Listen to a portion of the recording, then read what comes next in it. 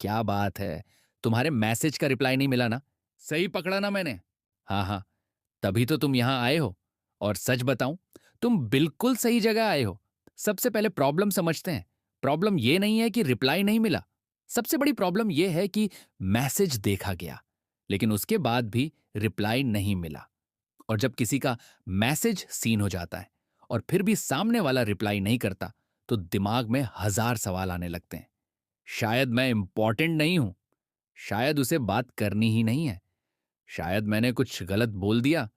लेकिन भाई, सच, इनमें से अक्सर कुछ भी नहीं होता। इसके पीछे साइकोलॉजी का गेम होता है। कभी कभी सामने वाला रिप्लाई जानबूझकर डिले करता है, क्योंकि जब कोई तुरंत रिप्लाई करता है तो उसे लगता है कि वो ज्यादा इंटरेस्टेड लग रहा है। इसीलिए कुछ लोग मैसेज देखकर भी रिप्लाई नहीं करते, ताकि उन्हें लगे कि कंट्रोल उनके हाथ में है और पावर बैलेंस बना रहे। कभी कभी लेट रिप्लाई करना एक स्ट्रेटजी होती है। जब सामने वाला रिप्लाई नहीं करता, तो तुम्हारे दिमाग में उसके बारे में और ज्यादा थॉट्स आने लगते हैं। तुम सोचने लगते हो, वो क्या कर रही होगी, रिप्लाई क्यों नहीं किया।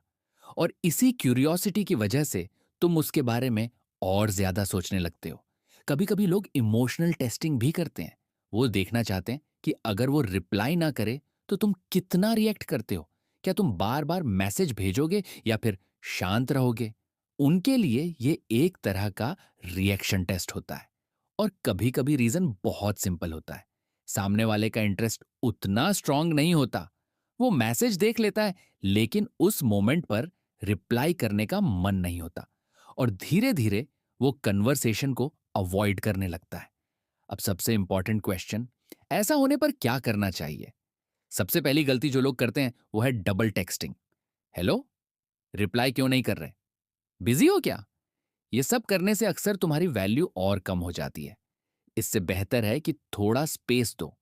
कभी कभी साइलेंस सबसे पावरफुल रिस्पॉन्स होता है। जब तुम भी थोड़ा पीछे हट जाते हो, तो सामने वाले को तुम्हारी एब्सेंस फील होने लगती है और कई बार वो खुद मैसेज कर देता है। और सबसे इंपॉर्टेंट बात, अपनी वैल्यू मेंटेन करो। जिस इंसान की अपनी लाइफ इंटरेस्टिंग होती है, अपने गोल्स और काम होते हैं, वो किसी एक मैसेज के रिप्लाई पर डिपेंड नहीं करता। तो भाई, अगर कभी तुम्हारा मैसेज सीन हो जाए और रिप्लाई ना आए, तो उसे अपनी सेल्फ रिस्पेक्ट का इश्यू मत बनाओ। कभी कभी रिप्लाई से ज्यादा पावरफुल चीज होती है साइलेंस। और जब तुम खुद को कंट्रोल करना सीख जाते हो, तब गेम धीरे धीरे पलटना शुरू हो जाता है। लेकिन भाई, एक और चीज समझ लो, कभी कभी सीन बट नो रिप्लाई सिर्फ इग्नोर नहीं होता, बल्कि एक साइकोलॉजिकल सिग्नल होता है। सामने वाला देख रहा होता है कि तुम इस सिचुएशन को कैसे हैंडल करते हो। क्या तुम तुरंत रिएक्ट करोगे, बार बार मैसेज भेजोगे, या फिर शांत रहोगे? अगर कोई इंसान मैसेज देखने के बाद भी रिप्लाई नहीं करता, तो कई बार वो देखना चाहता है कि तुम कितना चेस करोगे, या फिर वो ये चेक कर रहा होता है कि तुम्हारा पेशेंस और इमोशनल कंट्रोल कितना स्ट्रांग है। और यहां बहुत लोग एक बड़ी गलती कर देते हैं। वो सोचते हैं कि बार बार मैसेज करने से सामने वाला इम्प्रेस हो जाएगा, लेकिन साइकोलॉजी इसके उल्टा काम करती है। जब किसी को लगता है कि तुम उसके एक रिप्लाई के लिए डेस्परेट हो, तो तुम्हारी वैल्यू धीरे धीरे कम होने लगती है।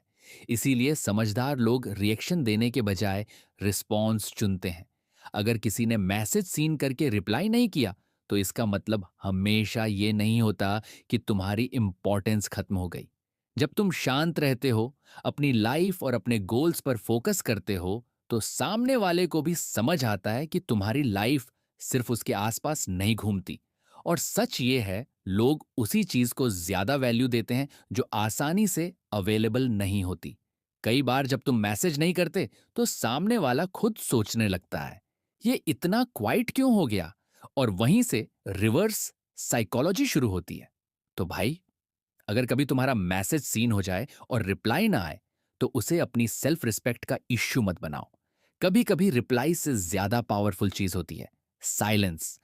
और जब तुम खुद को कंट्रोल करना सीख जाते हो, अपनी वैल्यू समझ जाते हो और अननेसेसरी चेसिंग बंद कर देते हो, तब धीरे धीरे गेम पलटना शुरू हो जाता है। अगर तुम्हें ऐसे ही साइकोलॉजी और रिलेशनशिप के रियल इंसाइट्स पसंद हैं, तो चैनल को सब्सक्राइब करो, वीडियो को लाइक करो और कमेंट में जरूर बताओ, क्या कभी तुम्हारे साथ भी सीन बट नो रिप्लाई हुआ है?